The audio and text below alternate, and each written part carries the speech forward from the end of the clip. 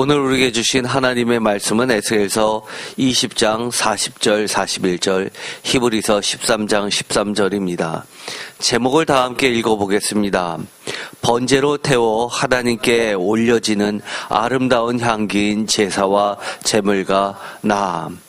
예수님이 오신 이유, 예수님을 믿는 이유. 아멘. 사실 오늘의 말씀은 제가 성탄절 바로 전주, 한 주 전쯤에 이 말씀을 꼭 정해야지라고 하면서 9월 달에 3개월 전에 이 말씀을 골랐었던 말씀입니다. 그렇기 때문에 어떠한 선입견 없이 이 말씀을 들으셨으면 좋겠습니다. 어쨌든 간에 오늘의 이 말씀은 하나님께서 우리에게 꼭 들려주시는 너무 귀한 말씀입니다. 사실 지금까지 오늘의 말씀 에스겔서 20장 40절에서 41절까지의 말씀을 에스겔 또는 구약이라는 범위에서만 말씀을 읽어왔었던 것이 사실입니다. 그러나 우리가 이것을 조금 더 폭넓게 하나님의 시각에서 크게 바라보면 이 말씀은 단순히 이스라엘에게 국한된 말씀이 아니라 하나님의 핵심인 예수 그리스도를 통한 온 인류의 구원이라는 커다란 계획 안에 있었던 말씀임을 깨닫게 됩니다. 제목을 다 함께 읽어보겠습니다. 다시 한번. 번제로 태워 하나님께 올려지는 아름다운 향기인 제사와 제물과 나. 예수님이 오신 이유, 예수님을 믿는 이유. 아멘. 오늘의 말씀을 읽어보면 에스겔서 20장 40절 주 여호와의 말씀이니라. 이스라엘 온 족속이 그 땅에 있어서 내 거룩한 산 곧 이스라엘의 높은 산에서 다 나를 섬기리니 거기에서 내가 그들을 기쁘게 받을지라. 거기에서 너희 예물과 너희가 드리는 첫 열매와 너희 모든 성물을 요구하리라. 여기서 거기서라고 하는 것은 내 거룩한 산 곧 이스라엘의 높은 산 그리고 예루살렘이라고 전통적으로 해석해 왔습니다. 41절 내가 너희를 인도하여 여러 나라 가운데에서 나오게 하고 너희가 흩어진 여러 민족 가운데에서 모아낼 때 내가 너희를 향기로 받고 내가 또 너희로 말미암아 내 거룩함을 여러 나라의 목전에서 나타낼 것이며. 이 말씀 또한 이사야서라든지 다른 구약 여러 군데에서 나왔었던 말씀처럼 이처럼 출애굽하듯이 출바벨론 시키시는 하나님의 그 계획 속에서 이 말씀을 설교해 왔었던 것이 사실입니다. 오늘의 말씀을 표준세 번역으로 다시 한번 읽어보겠습니다. 나 주 하나님의 말이다. 나의 거룩한 산 이스라엘의 그 높은 곳에서 이스라엘 온 족속이 그 땅에 사는 모든 사람들이 나를 섬길 것이다. 거기에서 내가 그들을 기쁘게 맞아들이며 거기에서 내가 너희의 제물과 가장 좋은 예물을 온갖 거룩한 제물과 함께 요구할 것이다. 아멘. 여기서 보면 개역개정과 표준세번역의 차이점은 첫 열매라고 하는 이 부분을 가장 좋은 예물이라고 번역했습니다. 이것은 초실절과 관련된 이야기인데 초실절로 해서 첫 열매로 해석할 것인지 아니면 첫 번째 우리도 그러죠. 맞이, 만물 이 맞이 첫째로 해서 가장 가장 좋은 것으로 해석하느냐의 차이가 될 겁니다. 사실 이것은 분리될 수는 없죠. 왜냐하면 우리가 추수감사절과 다르게 이 초실절을 지낼 때 늘 했었던 말씀이 있습니다. 성대하기는 이 장막절을 못 따라가죠. 그럼에도 불구하고 이 초실절이 매우 중요하셨던 것은 만물이기 때문이라고 말씀을 드렸습니다. 상징적 의미가 매우 컸고 하나님이 제일 처음에 나온 그 열매를 얼마나 기뻐하시는지, 이것이 나의 노력이고 다른 것 때문이 아니라 하나님이 주셨다는 걸 인정하는 신앙의 첫 고백이라는 점에서 하나님이 무척이나 기뻐 받으시는 예물이라는 것을 말씀을 드린 적이 있습니다. 11조도 마찬가지죠. 그런데 이 첫 열매, 가장 좋은 예물, 이 말씀은 나중에 로마서에 가면 사도 바울이 무엇과 맞물려서 이야기합니까? 특별히 가장 두드러진 게 고린도전서 하면 어떻게 이야기하죠?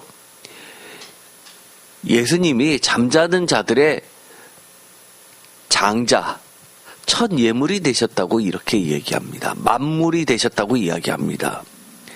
부활, 다시 살게 됨을, 그래서 영원히 하나님 앞에서 살게 됨을 나타내는 첫 열매라고 이야기를 합니다. 그렇기 때문에 이 첫 열매는 장자, 만물, 첫째라는 말하고 통하게 되어 있습니다. 41절, 내가 너희를 인도하여 여러 나라 가운데서 나오게 하고 너희가 흩어진 여러 민족 가운데서 모아낼 때 내가 너희를 향기로 받고 내가 또 너희로 말미암아 내 거룩함을 여러 나라의 목전에서 나타낼 것이며, 여기서 거룩함이라는 말도 사실은 요한복음에 가면 예수님에 대해서 요한복음 전체 1장에서 12장까지 한 묶음, 13장부터 뒷장까지를 한 묶음으로 해서 이 13장부터 뒷장까지를 영광의 칙이라고 말씀을 드렸습니다. 요한복음 설교할 때요. 이 영광이 무엇이냐라고 할 때 이 십자가 사건과 그에 따른 부활 사건을 하나님의 영광을 드러내는 사건이라고 부활을 영광으로 말씀을 드렸습니다.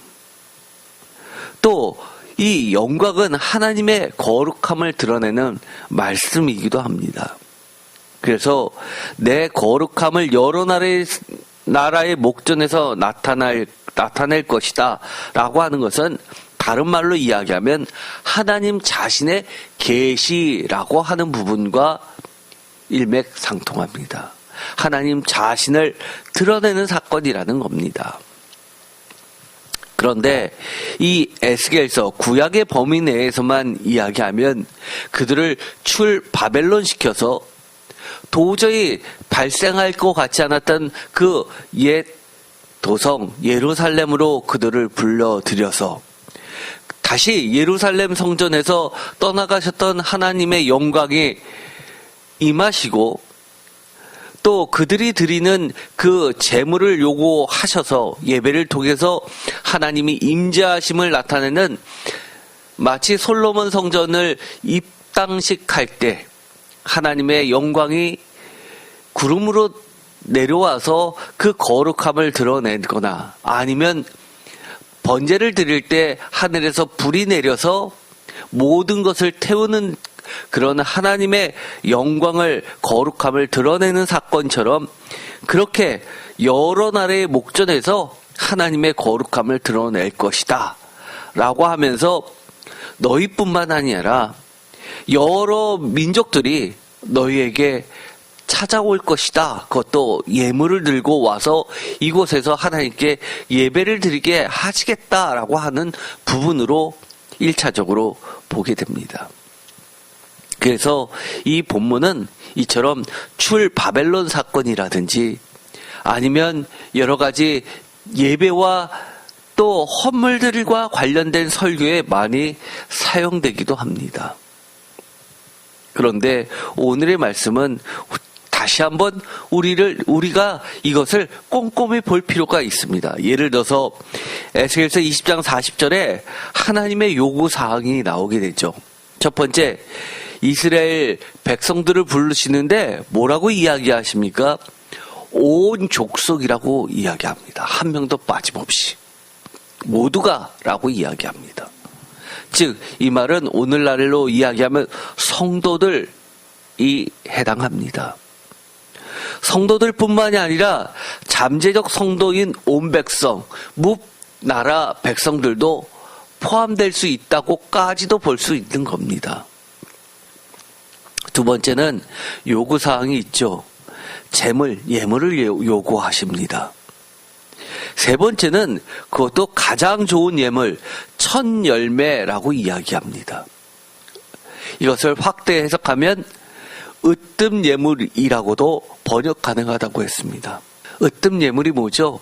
내가 너무너무 소중히 여기는 것, 이거는 정말 아깝다라고 하는 것, 그것을 요구하신다는 겁니다.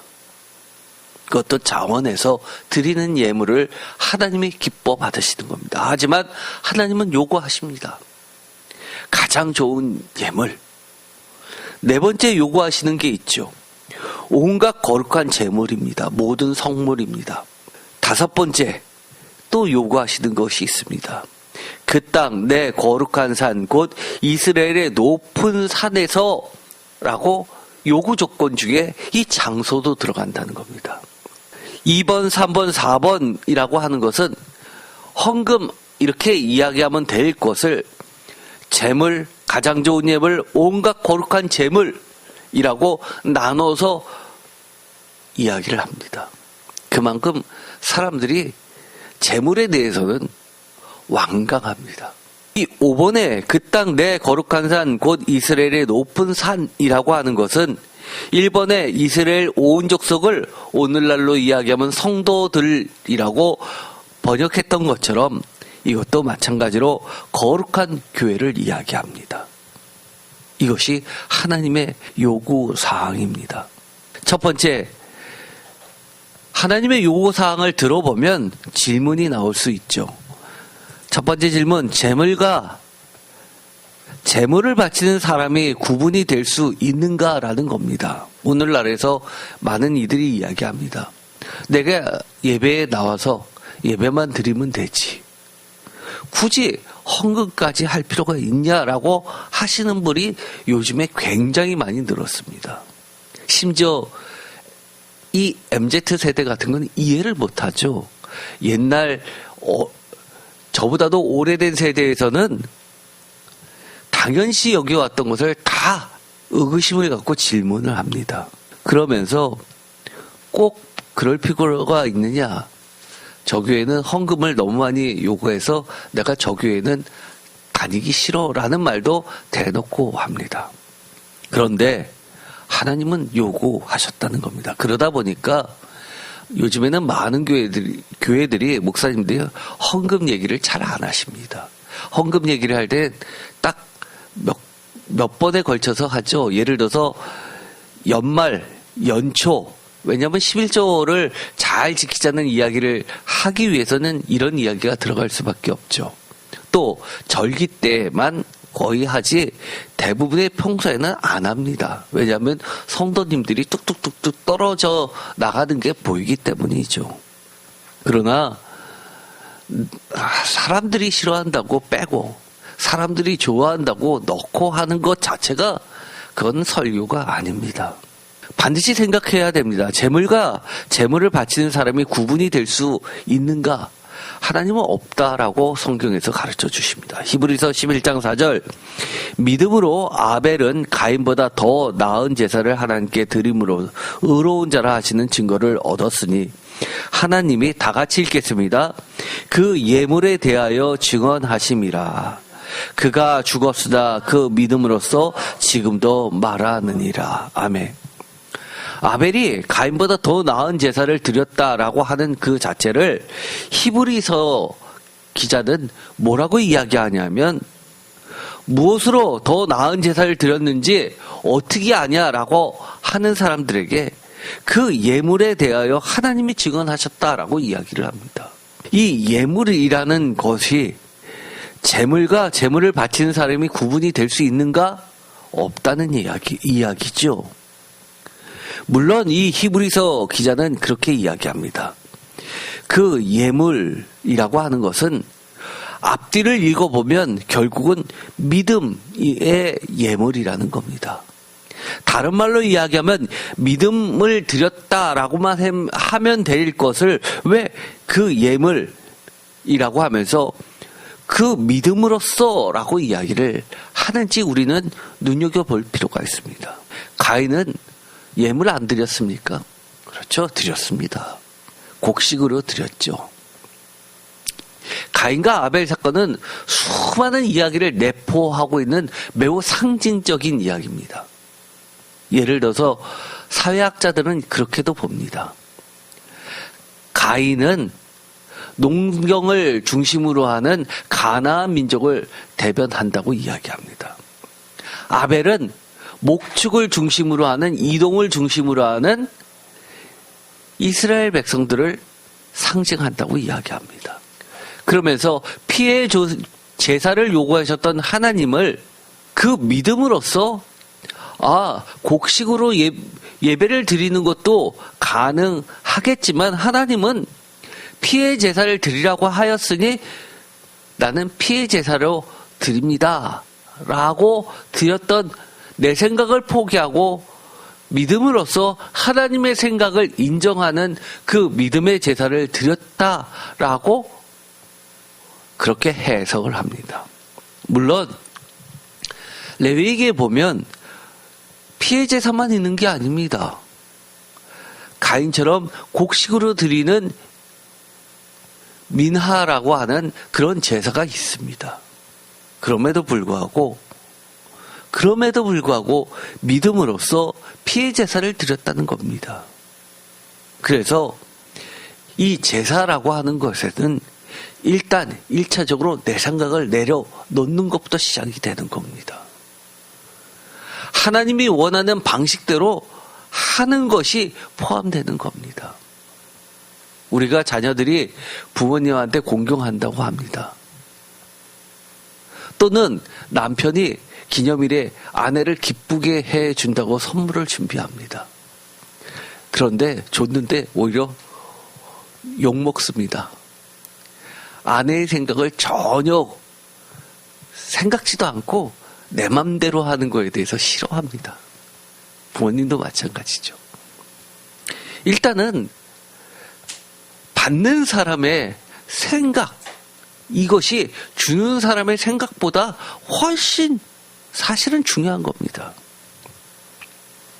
예배는 나를 내려놓고 하나님을 인정하는 것이기 때문입니다.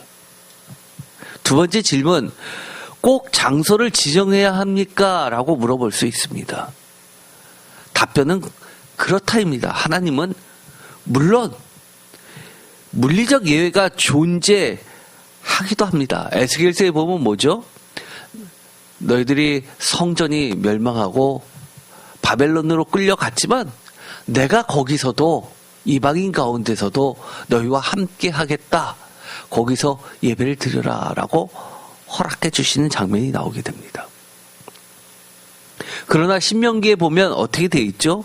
신명기에 가면 강력하게 대부분은 예루살렘 성전을 세워놓고 각 지방에 있는 사람도 1년에 3번씩은 반드시 주요 절기 때는 남자들은 모두 다 이 예루살렘 성전에 와서 몸을 보이면서 예배를 드리라고 합니다. 장소 매우 중요합니다. 이것을 오늘날로 이야기하면 그렇게 얘기할 수 있죠. 물리적 장소, 건물, 보이는 교회와 영적인 장소, 영적인 예배, 보이지 않는 교회와 같으냐 다르냐를 논하는 문제까지 나아가게 됩니다. 그러나 기본적으로는 물리적 장소, 보이는 교회 매우 중요하다는 겁니다. 물론 보이는 교회가 다냐? 그건 아니죠. 영적인 교회 매우 중요하죠. 교회라는 건물에서 모여서 예배를 드리는데 하나님이 기뻐 받으시는 예배를 드리지 않으면 교회가 무슨 소용이 있겠습니까? 교회가 아니라 하나님의 집이 아니라 하나님의 성전이 아니라 인간들이 모여서 하는 자기네들끼리의 커뮤니티, 서클 같은 거면 무슨 소용이 있겠습니까? 신명기 16장 16절 다 같이 읽겠습니다. 너희 가운데 모든 남자는 1년에 3번 곧 무교절과 칠칠절과 초막절에 내 하나님 여호와께서 택하신 곳에서 여호와를 배웁되 빈손으로 여호와를 배웁지 말고 각 사람이 내 하나님 여호와께서 주신 복을 따라 그 힘대로 드릴지니라. 하나님께서는 반드시 장소를 정해가지고 그곳으로 나와서 예배를 드리라고 합니다. 시편에 보면 올라가는 노래가 있죠. 거기에 보면 아주 먼 곳에서 예루살렘 성전을 향해 순례의 길을 떠나는 길이 쉽지 않음이 드러나 있습니다. 당연하겠죠. 예를 들어서 멀리 있던 사람이 예루살렘 성전까지 오려면 자기가 비는 시간 동안에 남아있는 가족들한테 무슨 일이 있을까 없을까도 생각해야 됩니다. 우리는 불과 직장에서 휴가를 잠시 내더라도 얼마나 내 일을 다른 사람한테 업무 인계하고 뭐하고 심지어 오랫동안 휴가를 가야 되는 사람들은 연차까지 써서 휴가를 가야 되는 사람은 갔다 와서 내 자리가 살아있을까 없을까 걱정하는 사람도 있을 정도입니다. 자리를 비운다는 건 쉽지 않습니다. 그래서 그곳에 보면 예루살렘 성전을 향해 순례의 길을 떠나기 전부터 하나님께 간구하는 기도들이 나오게 되죠. 그런데도 불구하고 하나님은 요구하십니다. 내 하나님 여호와께서 택하신 곳에서 여호와를 배웁되라고 못을 받고 있다는 겁니다. 항상 영적인 교회, 즉 보이지 않는 교회, 건물이 아니라 정말 우리가 얘기하는 것처럼 교회라고 하는 것과 물리적 교회, 보이는 교회, 건물 같은 것이죠. 이것의 대립과 논란은 존재합니다. 그러나 보이지 않는 교회가 중요하다고 영적인 교회, 즉 두세 사람이 예수 그리스도의 이름으로 모여 하나님께 기도하는 그 공동체, 성도의 교제가 있는 성령님이 역사하시는 그 교회, 그것이 중요하다고 그것만을 강조하면 어떻게 될까요? 교회가 존립할까요? 불가능합니다. 가장 대표적인 게 뭐였을까요? 복음서가 모두 몇 개죠? 우리는 4개로 불려집니다. 4복음서라고 합니다. 공간복음이라고 하는 마태, 마가, 누가복음은 복음서는 공간복음서라고 해가지고 제도를 로마 직제를 가지고 들어옵니다. 그래서 그 제도권 안에서 성장합니다. 반면에 요한복음은 학자들은 그렇게 봅니다. The Fourth Gospel, 제4의 복음서라고 해서 그것은 영적인 것을 굉장히 강조합니다. 그래서 이 공간복음서에서 없는 이야기들이 대거 들어가 있습니다. 가장 대표적인 게 뭘까요? 보혜사 이야기는 요한복음에만 나와 있습니다. 보이지 않는 교회, 영적인 교회를 강조하죠. 보이는 교회, 공간복음서만 존재했다면 지금까지 남아 있었을까요? 지금 우리가 드려지는 이 예배의 형태는 남아있을지 모르지만 그 기독교의 중요한 교리를 이야기하는 것들, 그것은 존재하지 않았을 겁니다. 삼위일체 개념 이런 거 존재하지 않았을 겁니다. 보이지 않는 교회를 강조했던, 영적인 교회를 강조했던 이 요한복음과 나중에 하나로 하면서 교회를 살아있게 만들고 생명력 있게 만들면서 교회가 전 세계에 퍼졌고 지금 2000년이 지난 지금도 교회로 남아있는 겁니다. 반면에 그럼 보이는 여러 가지 제도라든지 건물이라든지 이런 거를 무시하면 어떻게 될까요? 요한 공동체는 사실은요, 지금은 거의 사라졌다고 봅니다, 학자들은요. 요한 공동체가 지향했던 그 교회는 정확하게 어떤 모습인지 추정하기가 매우 어렵습니다. 대표적으로 그 전통이 사라진 게 무엇이냐면 세족식입니다.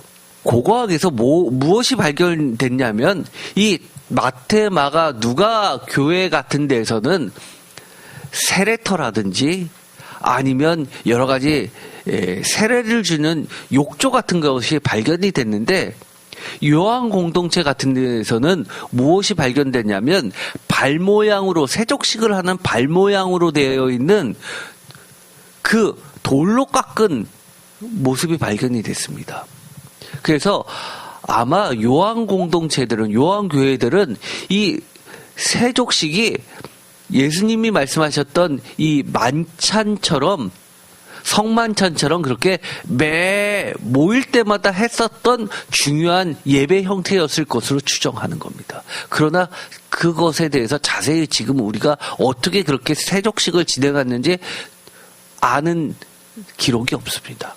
사라졌다는 얘기죠. 그래서 그런 이야기를 하죠. 계란도 껍질이 있어야지 안에 생명이 유지된다. 그런데 이 안이 썩으면 껍질이 있어도 부화가 안 된다. 형식이 내용을 보호해주고 내용이 형식을 생명력 있게 해준다. 라고 하면서 형식과 내용 모두가 중요하고 서로 보완적이고 서로를 살려주는 것이라고 이야기하는 것처럼, 보이지 않는 교회와 보이는 교회, 이 양 두 가지는 두 축처럼, 두 날개처럼 서로를 보완해주고 있습니다. 둘 다 중요하다는 이야기입니다. 그러면 보이는 교회를 초월하는 보이지 않는 교회의 유효성, 적합성, 충족성은 누구가 인정하느냐, 누구의 몫이냐라는 겁니다.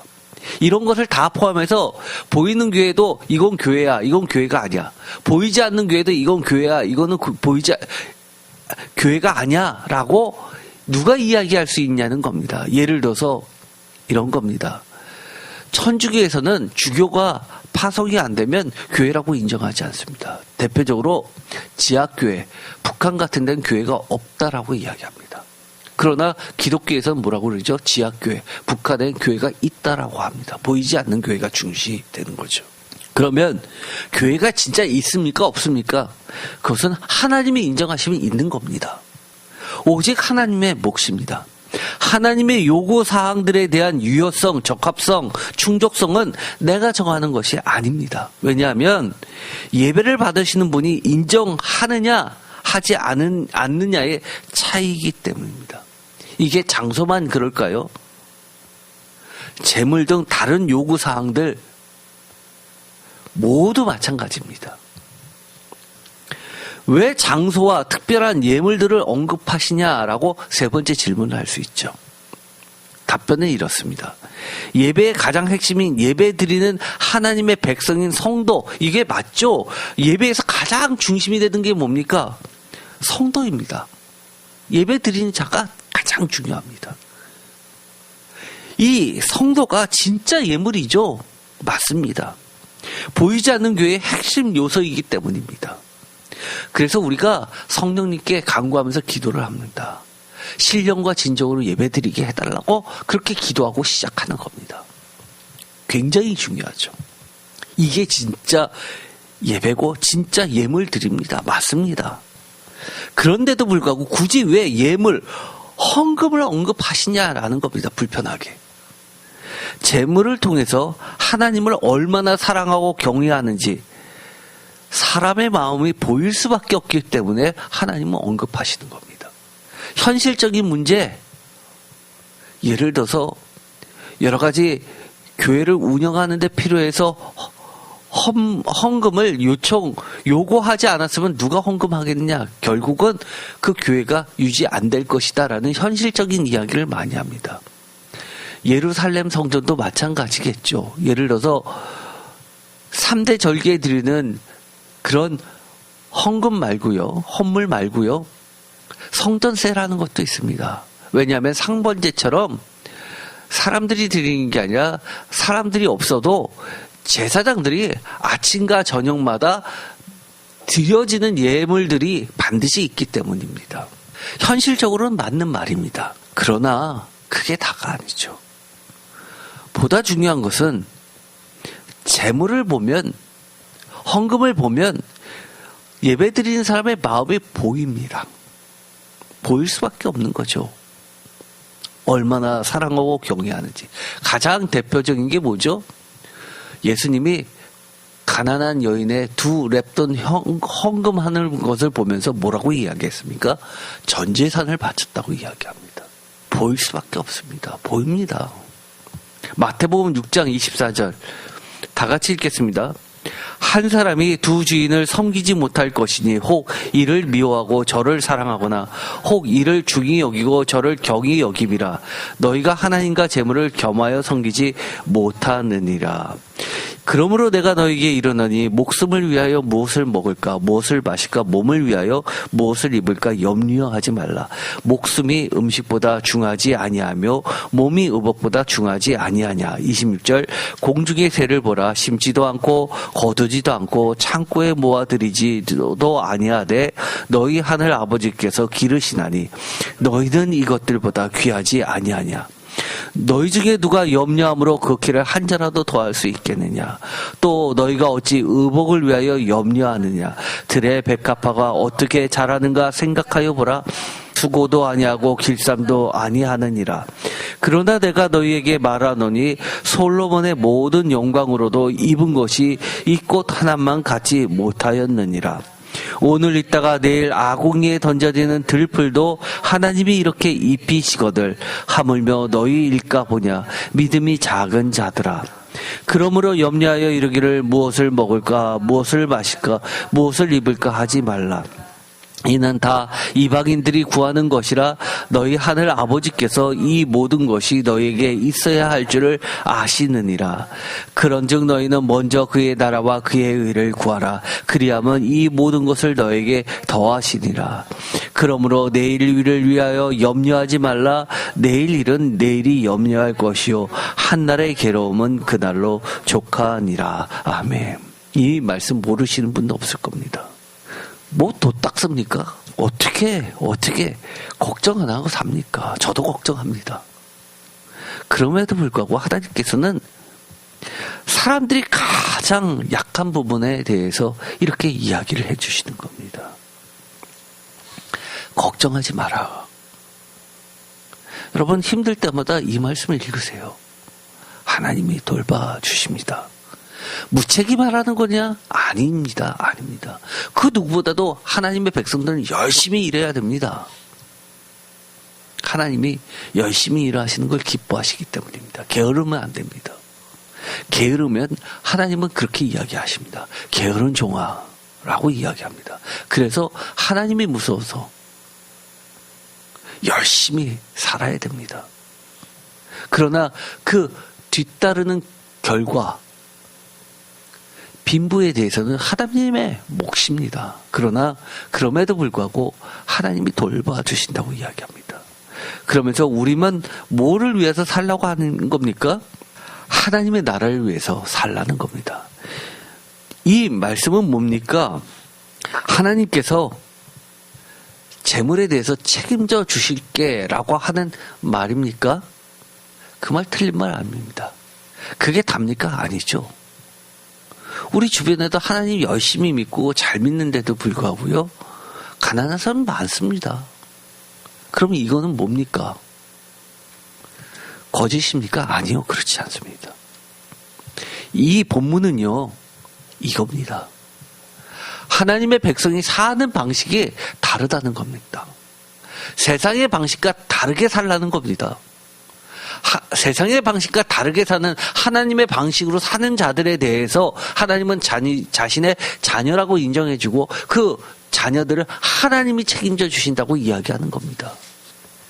그러면서 우리는 무엇을 위해 사는 존재들입니까?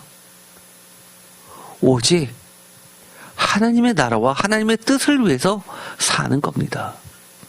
쉽게 이야기해서 하나님과 재물을 겸히 섬기는 자들이 아니라 흑백 논리처럼 이를 미워하고 저를 사랑하거나 또는 이를 중히 여기고 저를 경히 여기는 그런 삶으로서 재물을 경히 여기고 재물을 미워하면서 하나님을 사랑하고 하나님을 중히 여기면서 사는 존재들이라는 겁니다.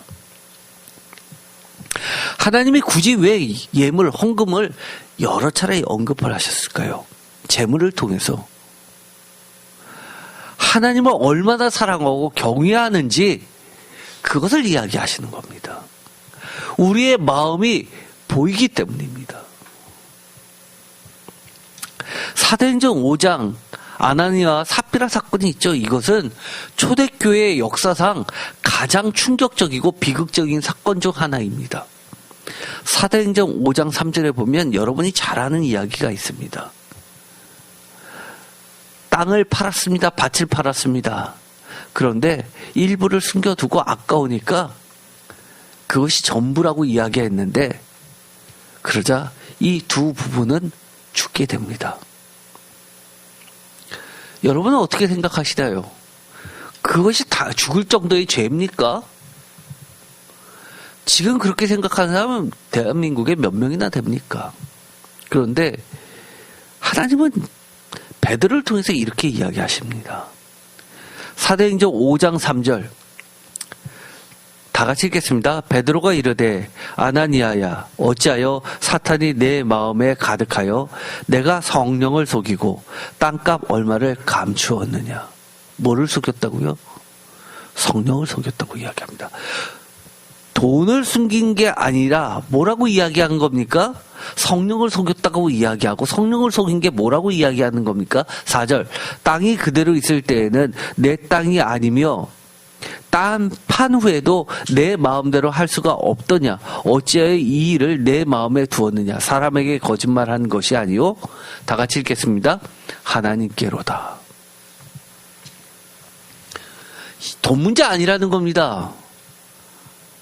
땅을 팔지 않고 너 맘대로 했으면 누가 뭐라고 그럽니까? 그런데 하나님이 지금 화내시는 것은 하나님께 거짓말하는 걸 싫어하신다는 겁니다. 성령을 속였다는 겁니다. 우리가요 재물 이야기인데 돈 얘기한다 이런 소리 하지 마세요. 하나님을 섬기는 것, 세상을 사는 방식 이런 것을 이야기하는 겁니다. 그 반대 사건이 나와 있죠. 정반대의 사건, 바로 전 장인 마지막 장입니다. 마지막 부분입니다. 사도행전 4장 36절에서 37절. 바나바 사건이 나오죠. 초대교회의 7집사 중 한 명이며 초대교회의 이방인 교회에 가장 영향력을 끼친 인물 중에 한 명입니다. 사실 사도 바울이 가장 이방인 교회에 영향을 끼쳤다고 생각하지만 이 사도 바울을 세운 자는 바로 다른 사람이 아니라 이 바나바 때문에 사도 바울이 서게 된 겁니다. 바나바가 사도 바울에게 영향을 줬고 사도 바울이 디모데에게 영향을 주게 됩니다. 이 정도로 어떻게 보면 이방인 교회에 가장 큰 영향을 끼친 인물의 가장 윗선이라고 하면 바나바라고 할 수 있죠. 사도행전 4장 36절 구브로에서 난 레이족 사람이 있으니 이름은 요셉이라 사도들이 이끌어 바나바라 번역하면 위로의 아들이라 하니 37절 다 같이 읽겠습니다. 그가 밭이 있음에 팔아 그 값을 가지고 사도들의 발 앞에 두니라. 아멘. 그 뒤에 다른 얘기 하나 없고요. 그 다음에 아나니아 삽비라 이야기가 나옵니다. 살았다 죽었다 이야기도 없고요. 사실 많은 학자들은 이 사건으로 바나바는 7집사가 되었다고 이야기를 하시는 분도 계십니다. 왜냐하면 그 전통들이 몇 가지가 남아있는데요. 중세시대 때 수도원이 생긴 게 그런 겁니다. 아주 부자가 자기의 전 재산을 바쳐서 수도원을 세웠습니다. 그리고 자신은 헌신한다고 그러면서 사제의 길을 갑니다. 평생을. 그리고 이 수도원과 밭을 전 재산을 다 헌납하면서 그곳에 세운 데서 가난한 자들이 오면 먹여주고 입혀주고 거기서 살게 하면서 같이 일을 하고 밭 일을 그러면서 자급자족 생활을 영위하기 시작한 게 바로 수도원 이야기입니다.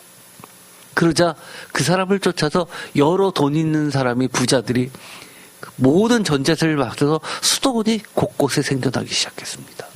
그것이 수도원의 기원이라고 이야기합니다.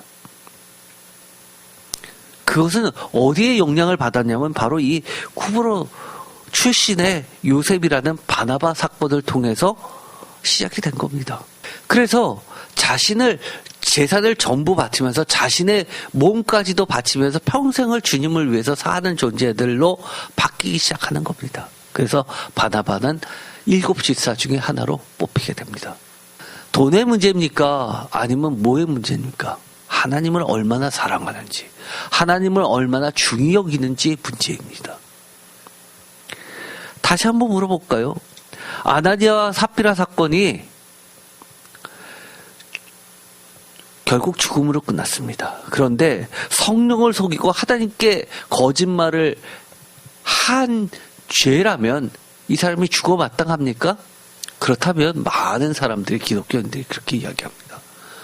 그건 죽을 만한 죄죠. 그렇게 이야기는 하는 사람이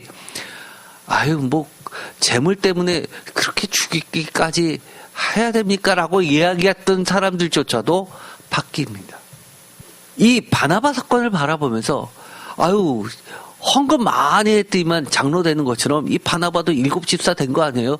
헌금 순으로 7명 안에 들 정도로 많이 헌금했으니까 집사 된 거 아니에요? 그 사람은 뭐만 보입니까? 하나님보다 재물이 중요한 사람은 그렇게 이야기하는 겁니다. 복음서에 나타난 예수님의 비유 중 가장 많은 비중을 차지하는, 심지어 50% 이상을 차지하는 건 뭡니까? 바로 재물입니다. 특히 복음과 천국 비유에서 더더욱 그렇습니다. 하나님 나라, 천국, 우리 천국 가야 되죠. 그런데 하나님께서 예수님을 보내셔서 세인교회에서 천국에 대해서 우리가 제일 궁금하잖아요. 천국 가면 지금의 내 남편, 내 부인, 내 자녀가 천국에서도 그럴까 아닐까? 천국에서의 내 모습은 지금 60대, 70대, 80대의 늙은 얼굴일까? 아니면 20대, 30대 가장 쌩쌩했을 때의 얼굴일까? 저 사람은 천국에 있을까? 없을까? 주님이 세임교회 와서 천국 설교를 하시는데 이렇게 설교하십니다. 마태복음 13장 44절. 천국은 마치 밭에 감추인 부화와 같으니 사람이 이를 발견한 후 숨겨두고 기뻐하며 돌아가서 자기의 소유를 다 팔아 그 밭을 사느니라. 그리고 끝내십니다. 여러분들 은혜 받습니까? 은혜 받는 사람은 이겁니다. 와, 내 소유를 다 팔아도 좋을 정도로 그렇게 좋은 것이 천국이구나 라고 좋아하시는 분도 계실 거지만, 와, 내 소유를 다 팔아야지만 들어갈 수 있는 곳이 천국이야? 이야, 걱정부터 하시는 분 생길 겁니다. 하나님의 백성이 세상 사람들과 다른 이유가 사는 방식뿐만 아니라 목적 자체가 다르기 때문에 다른 겁니다. 마태복음 6장 24절. 한 사람이 두 주인을 섬기지 못할 것이니 혹 이를 미워하고 저를 사랑하거나 혹 이를 중히 여기고 저를 경히 여김이라. 너희가 하나님과 재물을 경마하여 섬기지 못하는 방식, 이겁니다. 에스겔서 20장 41절. 가장 중요한 질문 하나를 할게요. 하나님은 어떻게 제사를 받기를 원하시는가입니다. 분명히 오늘의 본문에는 향기로라고 이야기합니다. 향기를 이야기할 때는 전제가 있습니다. 뭐요? 번제입니다. 번제는 어떤 제사입니까? 첫 번째 태웁니다. 두 번째 그것도 전부 다 태우죠. 우리가 흔히 이런 이야기를 합니다. 내 모습 그대로 하나님은 우리를 사랑해 주신다고 이야기합니다. 그러다 보니까 내 모습 그대로 바꾸지 않고 계속 신앙생활을 하시는 분들 계십니다. 맞는 말입니까? 틀린 말입니까? 반은 맞고 반은 틀리죠. 하나님은 우리 모습 그대로를 사랑하십니다. 그러나 우리가 우리 모습 그대로를 유지해야 됩니까? 아니죠. 달라져야 되죠. 바뀌어야 됩니다. 어떻게 해요? 성경 말씀대로 예수님처럼 바뀌어야 됩니다. 바뀐다는 얘기가 뭡니까? 향기가 뭡니까? 하나님이 받으실 만한 그런 향기가 뭡니까? 쉽게 말해서 우리 자신을 태워야 되고요. 그것도 전부입니다. 그러면 어떻게 우리를 태우나요? 분신자살 아니요. 그렇지 않습니다. 성령으로 태우는 겁니다. 히브리서 9장 14절 성령으로 말미암아 흠 없다라고 이야기하는 것이 불은 다 태워서 불순물을 다 제거하시니 흠 없이 만드는 겁니다. 그것을 성령으로 깨끗하게 한다라는 말하고도 같은 겁니다. 히브리서 9장 14절 하물며 영원하신 성령으로 말미암아 흠 없는 자기를 하나님께 드린 그리스도의 피가 어찌 너희 양심을 죽은 행실에서 깨끗하게 하고 살아계신 하나님을 섬기게 하지 못하겠느냐. 성령으로 흠 없게 한다, 깨끗하게 한다입니다. 성령으로 그렇게 우리는 자꾸 태워야 되는 겁니다. 더러운 것 태워야 됩니다. 데살로니가후서 2장 13절 성령으로 거룩하게 한다라는 것도 태운다는 말입니다. 성령에 불러 태워서 불순물을 제거하고 거룩하고 순결한 제물이 되어야 된다는 겁니다. 데살로니가후서 2장 13절 주께서 사랑하시는 형제들아 우리가 항상 너희에게 관하여 마땅히 하나님께 감사할 것은 하나님이 처음부터 너희를 택하사 성령에 거룩하게 하신가 진리를 믿음으로 구원을 받게 하심이니 성령으로 거룩게 하신다. 태워짐이라는 말에는 다 표현 못할 아픔이 존재합니다. 정말 쉽지 않은 과정이죠. 나를 전부 태운다는 게 쉽습니까? 남겨두고 싶은 게 있잖아요. 변하고 싶지 않은 게 있잖아요. 내가 소중히 여겼던 가치들이 있지 않습니까? 그런데 다르게 살아야 된다는 것 쉽지 않습니다. 오늘의 본문이죠. 히브리서 13장 13절. 이것은 히브리서 전체 저는 개인적으로 이것이 주제라고 뽑습니다. 물론 학자마다 다른 것을 뽑으시는 분도 계십니다. 그러나 저는 히브리서 13장 13절이 주제라고 봅니다. 히브리서는 믿음장 아닙니까? 맞죠? 믿음에 대해서 다른 것보다 많이 얘기합니다. 그런데 왜 믿음을 이야기했습니까? 바로 저는 이 히브리서 13장 13절을 이야기하기 위해서라고 보는 겁니다. 믿음이 있어야 우리도 영문 밖으로 주님께로 나아갈 거 아닙니까? 히브리서 13장 13절 다 같이 읽겠습니다. 그런즉 우리도 그의 치욕을 짊어지고 영문 밖으로 그에게 나아가자. 표준세 번역으로 읽어볼까요? 그러므로 우리도 짐 밖으로 나가 그에게로 나아가서 그가 겪으신 치욕을 짊어집시다. 짐 밖으로 나가라는 것은 예루살렘 성전 밖으로 나가라는 이야기입니다. 예수님이 어떻게 하셨죠? 골고다 언덕에서 십자가를 지고 세상 짐을 죄를 지고 돌아가셨습니다. 우리도 십자가를 지고 누구에게 나가자는 겁니까? 영원하신 하나님, 영원하신 주님, 예수 그리스도께로 나가자는 겁니다. 그가 겪으신 치욕, 온갖 수치스러운 그 십자가의 그 형을 우리도 짊어지자고 이야기하는 겁니다. 많은 사람들이 이야기합니다. 히브리서는 기독론을 이야기했다고 이야기합니다. 맞습니다. 기독론이 히브리서의 주제입니까? 아니요. 왜 기독론을 이야기했습니까? 왜 영원한 희생제물이 되어주신 예수님을 이야기했습니까? 우리도 예수님이 말씀하셨던 것처럼 믿음으로써 그 십자가를 지고 주님께 나아가자고 이야기하는 겁니다.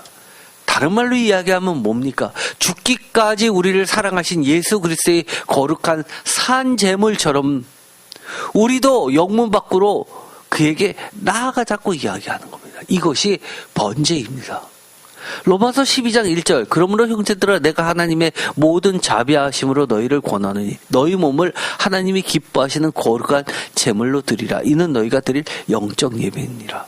영적 예배 거룩한 산제물. 거룩이 뭐라고 했죠? 성령으로 태워진 예물. 성령으로 태워졌다는 건 뭡니까? 내 생각을 버리고 성령의 생각으로 채워넣는 걸 성령으로 태우는 겁니다. 내 나쁜 행실을, 더러운 죄를 성령으로 태우는 겁니다. 내 생각을 내려놓는 겁니다. 성령의 음성을 듣는 겁니다. 성령의 음성이 뭡니까?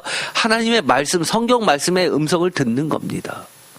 로마서 15장 6절 한 마음과 한 입으로 하나님 곧 우리 주 예수 그리스도의 아버지께 영광을 돌리게 하려 하노니 한 마음과 한 입으로 아버지께 영광을 돌리는데 우리 주 예수 그리스도의 아버지께 영광을 돌리게 해 주십시오라고 표준세 번역은 번역합니다.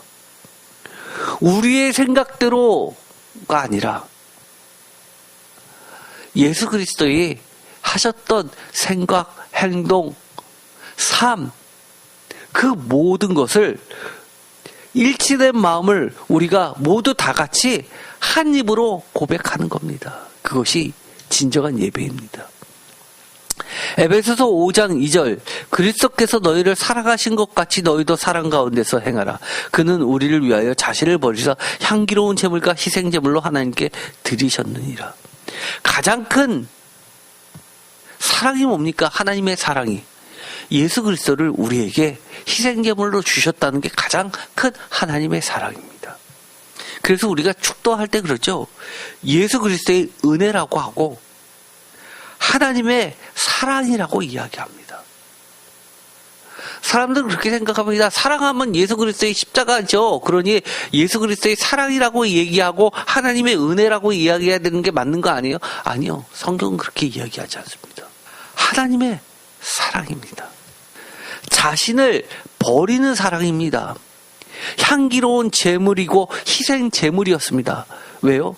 십자가형이 치욕이라고 히브리서에서는 이야기하는데 하나님의 이것을 향기로운 제물로 번제로 다 태우는 속죄제로 받으셨다는 겁니다. 그래서 우리도 그래야 된다는 겁니다. 빌립보서 2장 17절. 빌립보서 2장 17절 다 같이 읽겠습니다. 만일 너희 믿음의 제물과 섬김 위에 내가 나를 전제로 드릴지라도 나는 기뻐하고 너희 무리와 함께 기뻐하리니. 이게 무슨 이야기죠? 빌립보 교회에 바울이 편지를 씁니다. 내가 잡혀가서 순교하게 되더라도 내가 나를 전제로 드릴지라도 기뻐한다는 겁니다. 빌립보 교회를 위해서 얼마나 바울이 수고하고 애쓰고 목숨 걸고 말씀을 전했습니까? 그것을 그들이 그 사랑을 알고 그들이 바울에게 성경금을 꾸준히 보냈습니다.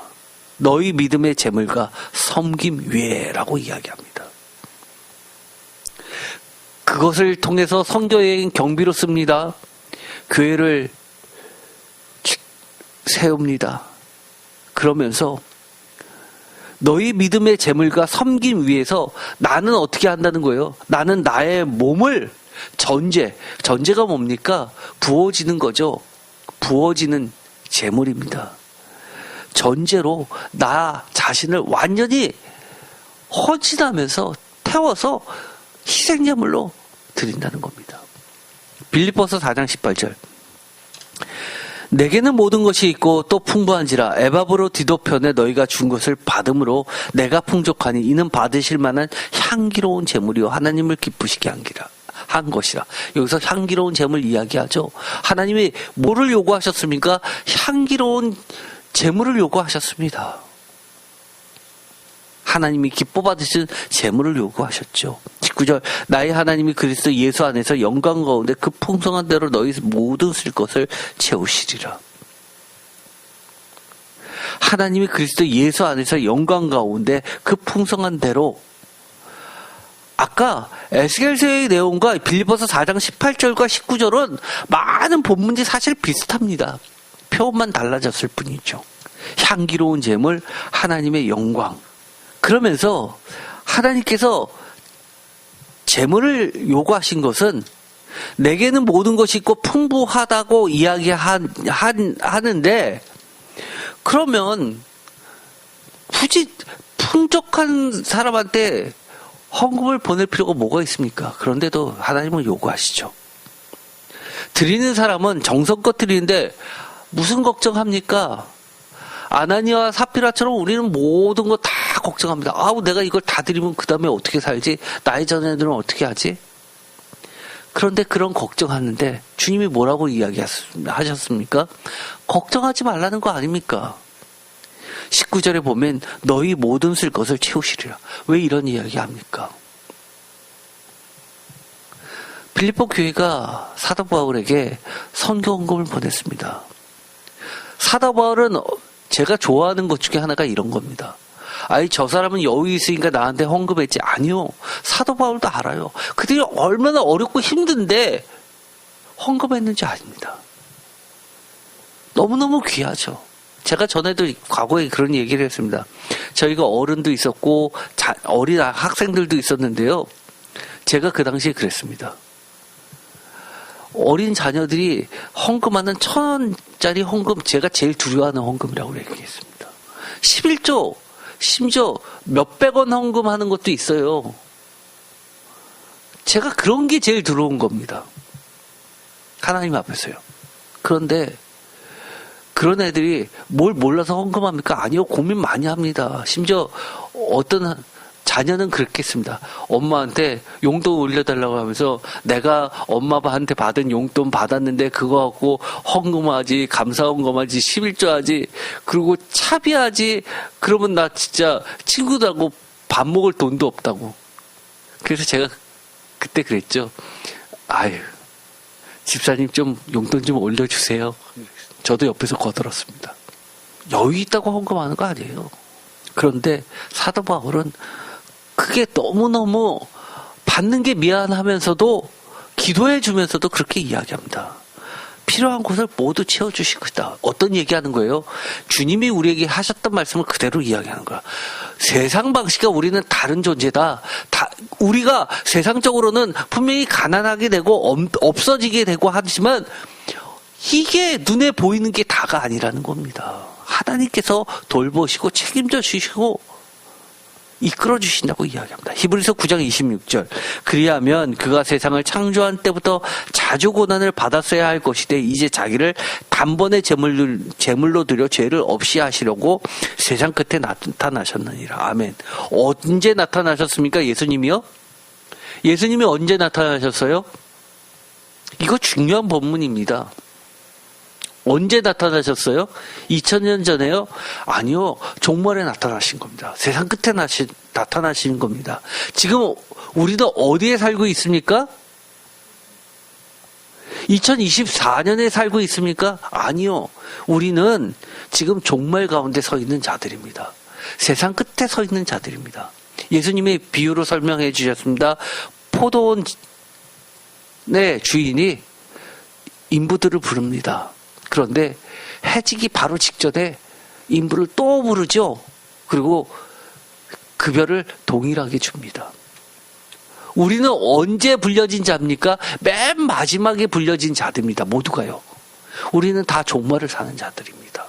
사도 바울이 내가 그리스도의 심판대 앞에서 마지막 삶을 살고 있다고 이야기하는 것처럼 우리는 예수님이 마지막 때 오셨으니까 우리는 마지막에 사는 겁니다. 종말 가운데. 우리는 어떻게 살아야 됩니까? 지금까지 살아왔던 방식과 다르게 사는 겁니다. 주님이 세상 끝에 오셔서 어떻게 사신 겁니까? 단번에 자기 자신을 하나님께서 기뻐 받으시는 희생제물로 드리신 겁니다. 요한일서 2장 2절. 그는 우리 죄를 위한 화목제물이니 우리만 위할 뿐 아니요 온 세상의 죄를 위함이라. 여기서는 화목제물이라고 개역개정은 번역했지만 표준세 번역은 속죄제물로 번역했습니다. 요한일서 4장 10절. 사랑은 여기 있으니 우리가 하나님을 사랑한 것이 아니요 하나님이 우리를 사랑하사 우리 죄를 속하기 위하여 화목제물로 그 아들을 보내셨습니다. 속죄제물이라고 표준세 번역은 번역합니다. 하나님께서 기뻐 받으시는 예물, 산 제물의 가장 첫 번째가 무엇입니까? 예수님의 십자가 사건이죠. 번제의 매우 중요한 특징. 예수님이 어떤 제사를 하나님께 드렸습니까? 단번에 전부 자기 자신을 드렸습니다. 그것을 뭐라고 표현하냐면 전부 태워진 번제라고 이야기하는 겁니다. 속죄제가 뭡니까? 속죄제는요 한마디로 이야기해서 번제입니다. 다 태워서 드리는 제사입니다.